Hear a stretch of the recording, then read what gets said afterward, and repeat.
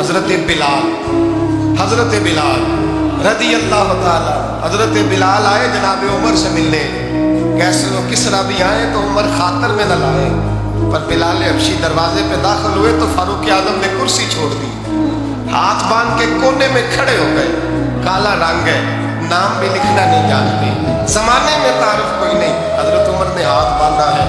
لوگ کہنے لگے عمر تو کیسے ہو کسرا سے نہیں ڈرتا، یہ کون آ رہا ہے جس کے لیے تیرا اتنا استقبال ہے؟ حضرت عمر کہنے لگے چپ کر جاؤ، اس کی بات نہ کرنا، اسے آنے دو، اس کی بات نہ چھیڑنا۔ حضرت سیدنا بلال آئے، کہنے لگے امیر المومنین کیا کر رہے ہو؟ فرمایا نہیں چپ کر یار، بازو پکڑا، اپنی کرسی پہ بٹھایا۔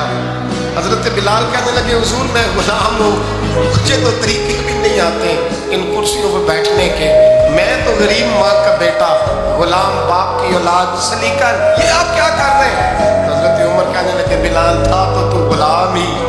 پر جب سے مصطفیٰ کا غلام بنا ہے تو ہمارا امام بن گیا ہے، اب تو امام ہے رسول اللہ کی امت کا۔ فرمایا وہ مجھے دن یاد ہے جب مکہ فتح ہوا تھا، بت ٹوٹ گئے تھے، بڑے بڑے سردار تھے، اور میرے نبی نے فرمایا بلال سے کہو کعبے کی چھت پہ چڑھ کے اذان دے، تو لوگوں نے کہا حضور یہ سارے جل گئے ہیں، کسی اور کی ڈیوٹی لگا دے۔ حضور نے فرمایا چپ کرو، بدر میں مار کھا کے اذان پڑے تو بلال،